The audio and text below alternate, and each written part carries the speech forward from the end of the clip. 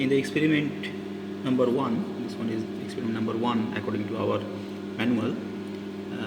In this experiment we have to determine the phase and group velocities in a waveguide carrying TE10 waveform from dispersion diagram or dispersion characteristics. Dispersion characteristics means omega beta plot. So in this particular experiment we have to determine using a waveguide, we have to determine omega and corresponding beta, right? And then using the formula that you have that is given in manual, you can determine we will use this relation for the calculation purpose. But for now, let me tell you how to measure or how to perform this experiment. First of all, we will use a gun diode. So we have a gun supply, then we have a gun diode with mount, then pin modulator, then isolator. Next we have an attenuator, then frequency meter, because we have to measure omega. Omega means frequency we have to measure. And to calculate beta, we have to calculate wavelength actually. 2 pi by lambda is the beta value, 2 pi by lambda g. So we have to measure the guided wavelength, we have to use this slotted section waveguide. Okay, and in slotted section waveguide, this is the probe. Inside this we have a probe, and the detector is here. Here is the detector. This is the stub that we have to adjust. And finally, we will terminate this system with the help of a fixed short. Okay, this is a metal plate.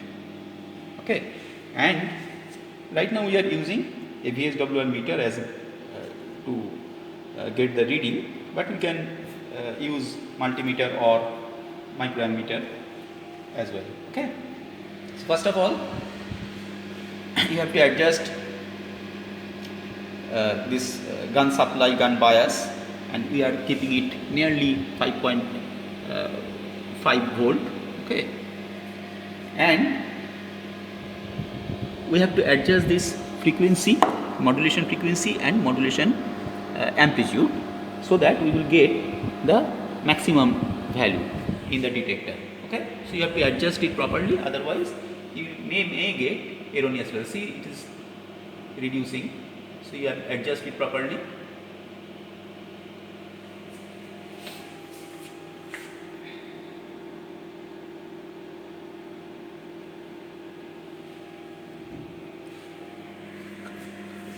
Adjust it here.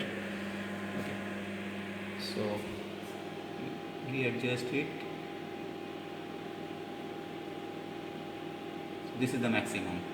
Okay, and then you adjust this amplitude part.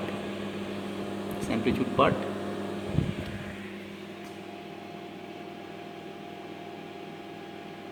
It's reducing, so go to the maximum value somewhere here. Okay. So this adjustment is over. So this adjustment is over. Now you adjust this plunger to a particular value. Like this one is right now. This one is in, though may not be visible, but it is now in 15 millimeter. Okay, 15 millimeter. So you just using this circular plunger. Using this plunger, here we have 0 of the vernier scale, and in the linear scale we have 15. Okay. Now we have to measure. First of all, we have to measure the frequency and the wavelength. Okay. Now there is a problem. The problem is, whenever we change the frequency using this plunger, we have to readjust this stub. Otherwise, you will get erroneous result. Okay, so to adjust this stub, let me show you how to adjust this stub. You have to pull it or push it, right, and to maximize the power here. Okay, so let me adjust it. So see, the power is going down, power is increasing, and again power is going down. So you adjust this tab at a value where the power is maximum. Okay, so this is the adjustment you have to make whenever you change the frequency, right? Now first measure the frequency. You know how to measure the frequency. You rotate this frequency meter and observe the frequency, observe the power. See, it is going down, right? Going down and again moving up. So locate the perfect position. Locate the perfect position of the frequency meter so that you will get minimum power. So this power is the minimum, and you take the reading, this reading, okay? Within these two horizontal waves there is a line, red line, and you have to take the reading of that particular scale, okay? So this is the value of omega, right? This is the frequency, and from that you can calculate omega. Now you have to calculate, or you have to determine the wavelength, guided wavelength, okay? To determine this guided wavelength, what we have to do, we have to shift the position of this carriage, okay? And before doing that, you change the frequency meter to some extreme position so that you will get full power, right, as before. Now if you change the position, see, the power is changing, right? Power is changing. I am changing the position of the carriage and the power is changing. See, at certain point you will get minima. Right now it is minima, then power is increasing, then you have some maxima, then again power going down, we have minima, and so on. So along the length of the transmission line, along the length of this slotted section waveguide, this is also a transmission line, you have alternate maxima and minima, okay? To measure the wavelength, you have to take the reading or position of the carriage at two minima value, right? So you adjust this carriage at a point where we will get minima. So you adjust it properly. If you do it properly, we will get almost 0 because we have connected short. So minima value must be 0. So adjust it little bit. There may be some other problem, that is why it is not going to absolute 0, but it is the minima position. Now take the reading of this vernier. Okay, take the reading of this vernier, and you know how to take the reading of the vernier scale. Now this is one minima. Next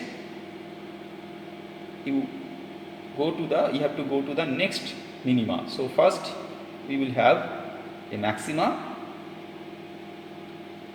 right? Then again power is going down and we are going to the next minima.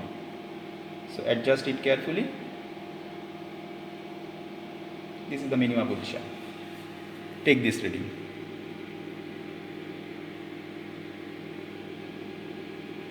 Okay, take this reading.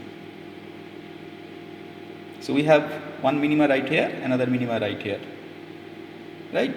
So distance between two minima will give you the lambda g by 2, and from that you can calculate the other things. Okay, now what we have to do, you have to change the frequency.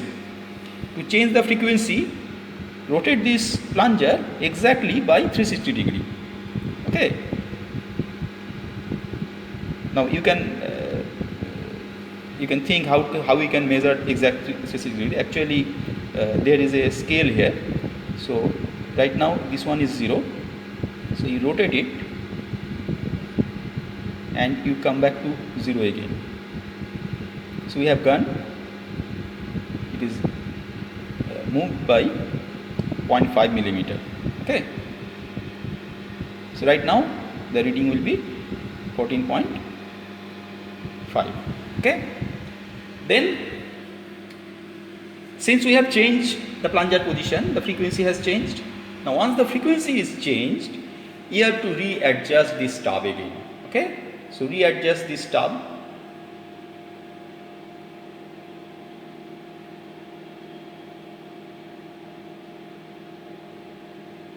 Okay. So stub is adjusted. Adjust the power little bit. Okay.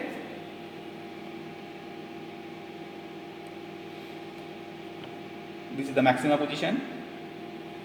Then you have to repeat the procedure. So you measure the frequency, you rotate this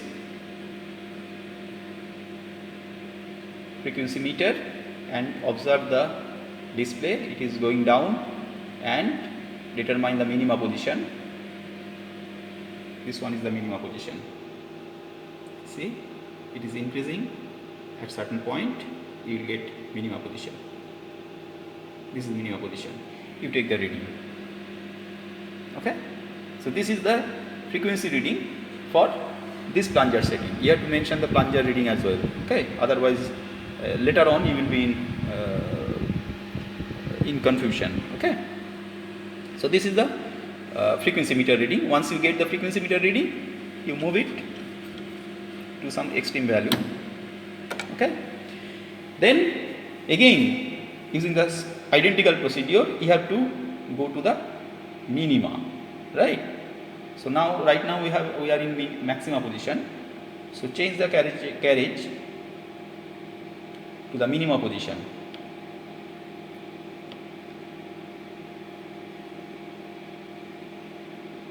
This is the minima position, because in either direction it will increase, right? Possibly you can see it. This is the minima position. So take this reading. Take the reading. Okay. So this is one minima position. It is just 12 point something, 12.1 something, right? You have to mention the vernier scale as well. Then you change the position of the carriage. We go to maxima. Then we are again coming back to minima, like this. So adjust this position carefully. So this is the minima position, and take this reading. Okay. Take this reading. It is 13.9 something. Okay, 13.9 something. You have to mention the vernier as well. You have to take the reading of the vernier as well, right? So in this way, you change the plunger position. You rotate the plunger position by 360 degree, and going on to take the reading. You have to take nearly 6 or 7 number of readings. Otherwise, actually it should be a straight line curve. Okay, but due to some other errors, you will see that the points may not lie exactly in the same straight line. So more the data points, better will be your graph. Okay. Now let me show you the experimental setup again. We have a gun supply, we have a gun diode with mount, pin diode, pin modulator, isolator, attenuator, frequency meter, then starter section waveguide with carriage with probe, and finally we have a short, right? Now instead of connecting short, if we connect some other thing, we can open it also, but it is better to connect short right here, because if we connect short, then the minima and maxima position will be identified very easily, right? Like this one is the minima position will be very low. Otherwise, if we use some other load, then the minima position may not be like this, it may be very close to maximum value. So it will be better to identify the minima if we use this. Actually, it is easier to identify the minima if we use the short as load. Okay. So this is how we perform the experiment. Next, after calculating the omega and beta, we have to plot the dispersion characteristics, omega beta plot, and from that you have to calculate the phase velocity, okay, and group velocity. How you can calculate group velocity? So let me show you. This is the plot, omega beta plot. So you take any point on this line, and on that particular line, say this one, you take omega value and beta value.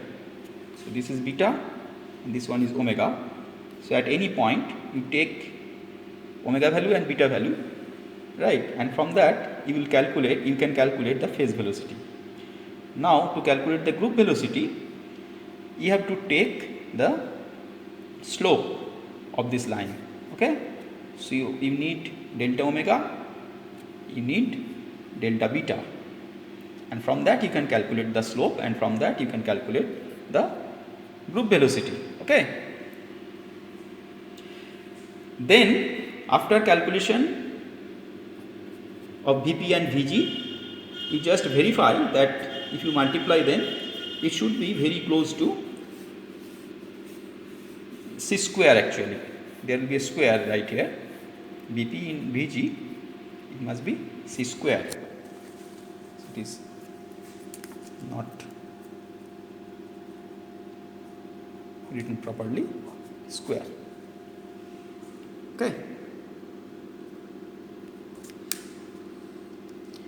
So this is the experiment for the calculation of Vp and Vg, group velocity and phase velocity.